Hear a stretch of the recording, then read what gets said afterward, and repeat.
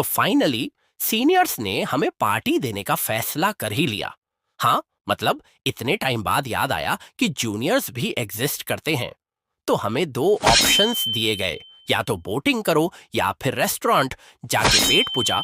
अब ऑब्वियसली हम स्टूडेंट्स हैं, डिसीजन एंजॉयमेंट से कम और बजट और फोटोज से ज्यादा लिया जाता है।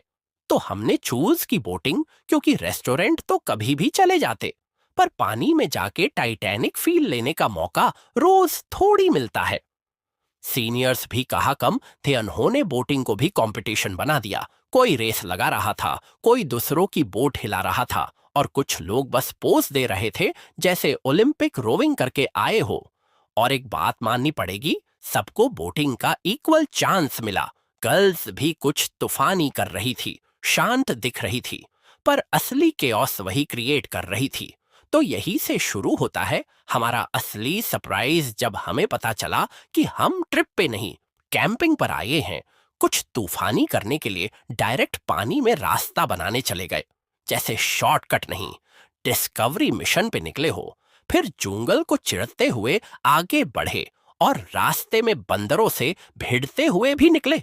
प्योर एक्सप्लोरर मोडे ऑन था, बस बैकग्राउंड में डिस्कवरी चैनल की वॉइस मिसिंग थी।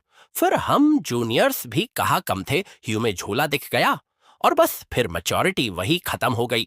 सीनियर्स की दांत खाने के बाद फाइनली हम पहुंचे असली वजह तक। पहले तो लकड़ी चाहिए थी, फिर ईंट चाहिए थी, क्योंकि हमें फुल देसी सेटअप में बनाना था मैगी। तो अब हम सब लग गए काम पर, कोई लकड़ी उठा रहा था, कोई ईंट जमा रहा था, और कुछ लोग बस सुपरविजन दे रहे थे जैसे प्रोजेक्ट मैनेजर हो। फिर आई सबसे बड़ी चैलेंज, आग जलाना, वो भी चूल्हे पर। मोमेंट पे इंजीनियरिंग से ज्यादा सर्वाइवल स्किल्स की जरूरत पड़ रही थी। फिर स्टार्ट हुआ वेजीज कटिंग सेशन। कोई शेफ बन रहा था, तो कोई प्याज काट के इमोशनल डैमेज ले रहा था।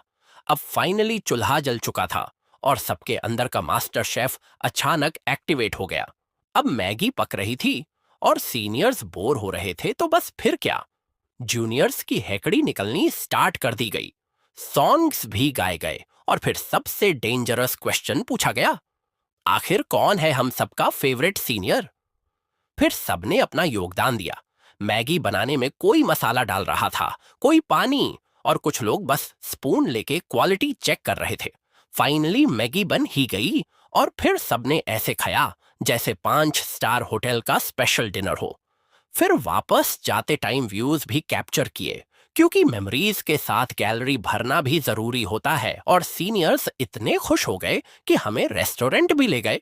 फिर क्या था, खाया पिया, फुल एंजॉय किया, और उसके बाद सीधा हॉस्टल रिटर्न, क्योंकि अब तो बिस्तर भी हमें वीआईपी गेस्ट की तरह बुला रहा था।